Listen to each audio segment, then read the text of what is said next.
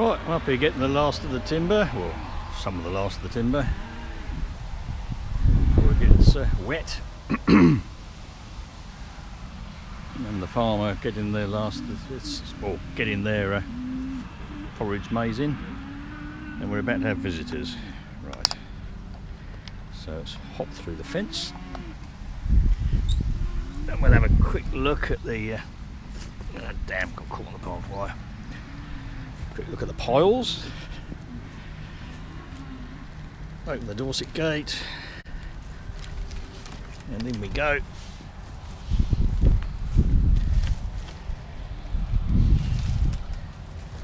And that's what we've got left.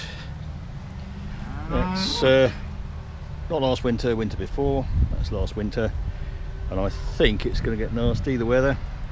So I've just about got up there, had a bit of wheel spin coming up the slope here. So I don't think I'll get up here many more times, so that'll probably stay. But if I can get shot of this now, then so much the better. Right, better crack on. And that's last year's cant. Another view.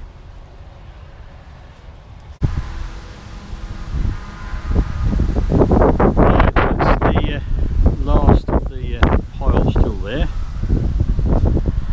That's last winter's, so that will keep for another winter. This stuff here,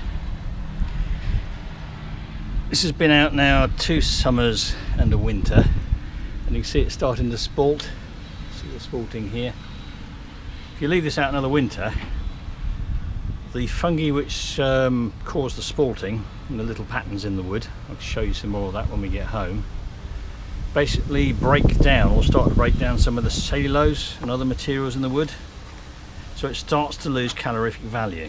And if this was to stay out another winter, this process would accelerate quickly, so by the time next winter rolls around, if it stays out for another winter and summer of rain, it's going to be too far gone to be any use. And what I've done is I've picked the last bits, the last big bits, loaded this up. I'm pressed for time as always, so we'll take that home and get that cut up, and I've just about got enough room to sort that away and use that for this winter's firewood. It just made me chuckle, really, thinking that, you know, they can contact us. That's what happens with a 2-wheel drive vehicle. So I can't turn the radio off. Yes, I can if I take the front off.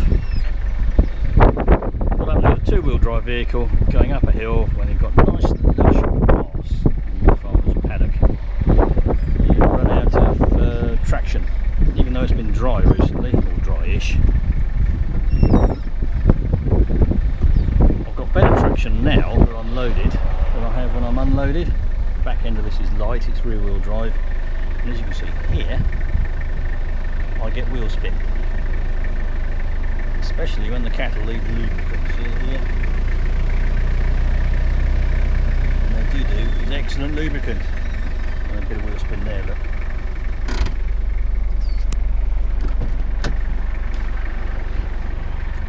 Chalk is great, nice and firm, nice and hard.